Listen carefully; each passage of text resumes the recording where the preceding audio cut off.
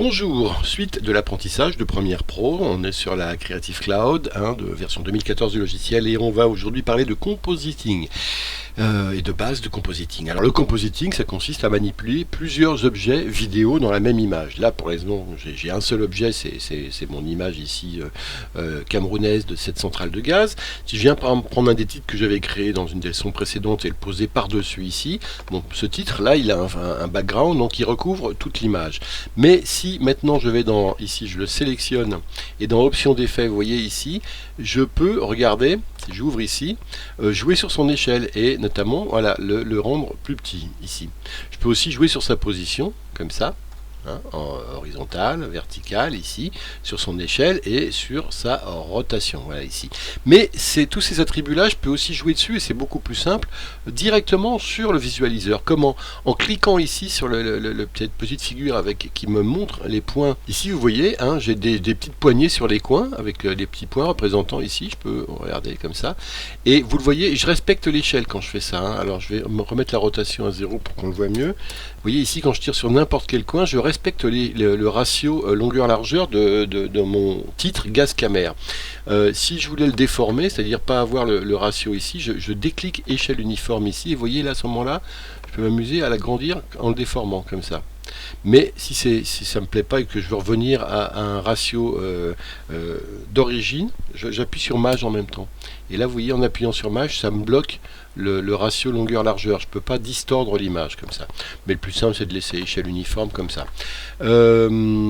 Quoi d'autre? On peut aussi, regardez ici, si je mets sur un des coins, vous voyez, j'ai la petite icône ici, les deux petites flèches qui me montrent que je peux agrandir ou rétrécir la taille de cet objet vidéo. Mais si je pousse un peu plus loin, ça se transforme en outil de rotation. Là, vous voyez, hop, je peux tourner l'objet.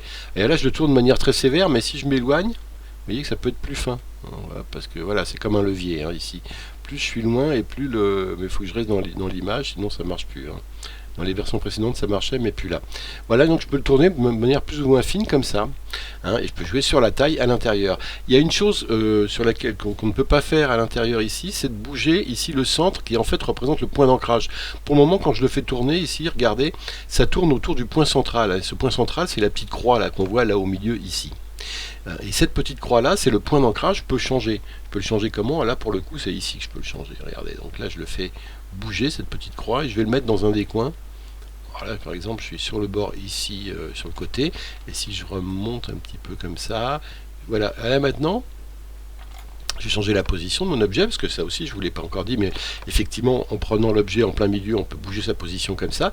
Et maintenant si je le fais tourner, vous allez voir qu'il va tourner autour de ce petit point là, comme s'il était sur une punaise. Regardez maintenant si je le fais tourner, il tourne autour du coin gauche, comme si j'avais mis une punaise sur une photo en haut, à gauche de ce titre gaz camère comme ça. Donc ça c'est le point d'ancrage. Ensuite il y a d'autres choses sur lesquelles on peut jouer.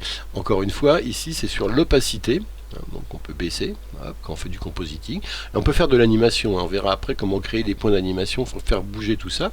Et puis le mode de fusion. Le mode de fusion, ça propose, regardez ici, plus de 20 façons différentes de mélanger cette image avec ce qu'il y a derrière, avec le fond. Alors c'est classé par famille, ça c'est une famille qui obscurcit globalement l'objet, regardez. Ça dépend sur quoi on est, mais regardez globalement ce que ça fait. On va en essayer plus d'autres. Ici c'est plutôt une famille qui éclaircit un petit peu l'objet. Encore une fois, après ça dépend sur quoi il est, mais son mélange, son mode de fusion avec le reste de l'image est différent à chaque fois. Alors, en fait il faut les essayer pour voir ce que ça donne avec un objet, les différents types d'incrustation, pour essayer de trouver des effets sympas. Regardez ici sur le fond blanc, ça donne des choses assez spéciales. Il y a aussi la différence ici. Alors là ça crée ça joue sur les différences de couleurs, c'est des mathématiques de colorimétrie, et ça donne des choses assez bizarres. C'est intéressant de les essayer tous pour voir ce que ça fait. Exclusion, là encore c'est une autre équation en jouant sur la colorimétrie, les valeurs de colorimétrie.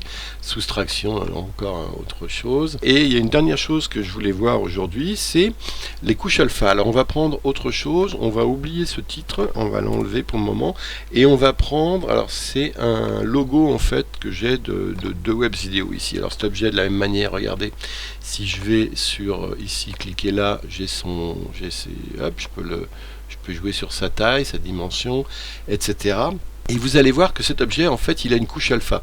Une couche alpha, c'est une couche qui met ici en transparence tous les points qui sont noirs. Mais regardez, si on regarde dans la source, ici, cet objet, vous voyez qu'il y a du noir autour du logo de Webs Vidéo. Hein, c'est du noir. Mais ce noir-là, quand je le mets ici, en fait, c'est des points transparents, mais qui peuvent apparaître en noir. Alors, si on va ici, je sélectionne cet objet ici dans mon projet, je vais sur cet élément ici, je fais élément modifier, métrage.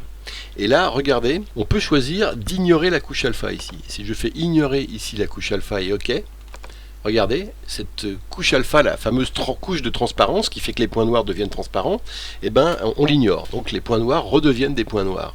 Hein, et par contre, si on veut la remettre, on sélectionne l'élément ici, on va dans l'élément modifier, métrage, et cette fois-ci, la couche alpha, on la remet et ça redevient transparent, tous les points noirs ici. On peut aussi choisir de l'inverser. Alors si on fait élément modifier métrage, regardez ici, je peux l'inverser. Dans ce cas-là, si je fais OK, regardez ce qui se passe.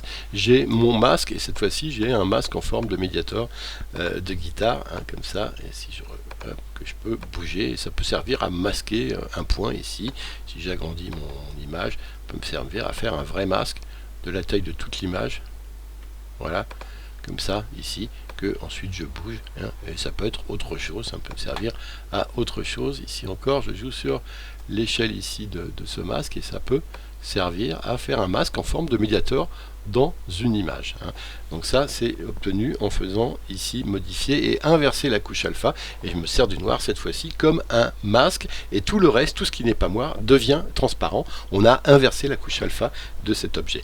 Voilà, c'est tout pour aujourd'hui. On verra dans le prochain tuto comment utiliser les effets dans Premiere Pro. Merci, à bientôt.